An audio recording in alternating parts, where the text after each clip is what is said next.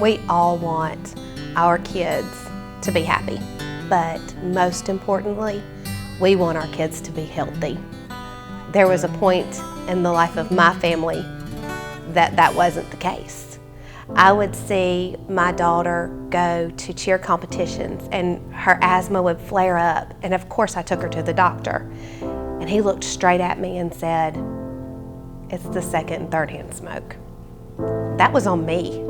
I was the smoker. I was causing this to happen for my daughter. And I didn't want this to happen anymore. I want her to be healthy. So I made the decision to quit. Quitting smoking is the most important positive impact you can make on your child's health because smoking and kids don't mix. My parents, before they quit smoking, my friends would get in my dad's car and they'd say that it smelled like smoke, but I couldn't smell it. All I do, when I hug them, all I smell is smoke. It would just be nice to hug your family members without having to hold your breath. Definitely.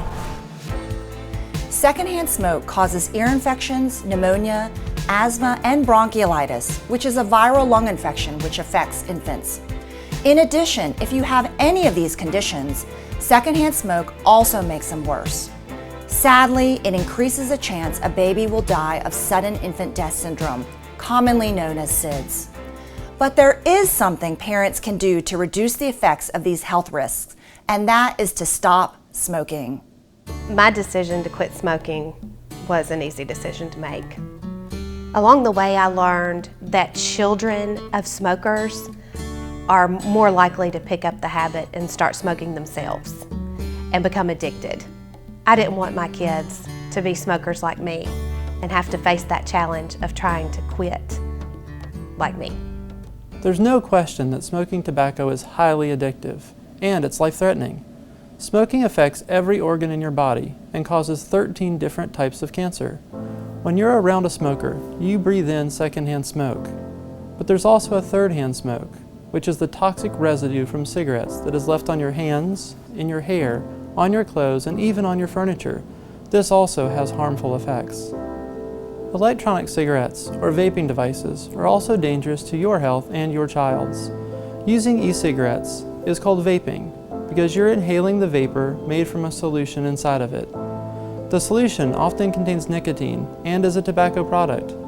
Metallic ultrafine particles, nicotine, and cancer-causing ingredients have been found in the vapor. These are the same deadly things found in regular cigarettes. Whenever I get out of his car after he's drove us home from gymnastics, I'll feel like super dizzy because he'll be vaping.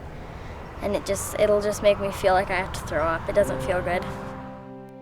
E-cigarettes often contain nicotine, sometimes even when they claim they don't.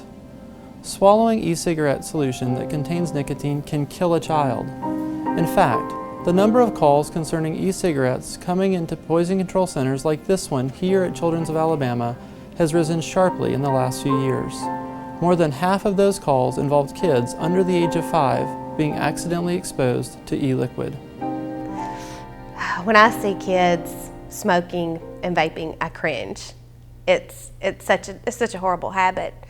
And I want to be an example of what a non-smoker is to my kids. I want them to see how healthy it is, how we're able to do more, how our family is able to afford more, close to $2,000 a year in just buying cigarettes. That's one simple cut, and we have that much more money to do fun things, healthy things, active things. There are many resources available to help you quit smoking. Call 1-800-QUIT-NOW for free assistance and counseling, including free nicotine replacement if you qualify. Also, check with your doctor, employer, insurance provider, and local agencies such as the American Cancer Society. You can stop smoking. I know now that I'm going to see my kids grow up. I'm going to see my grandkids and get to play with them and love on them, and I can't wait. I love being a non-smoker.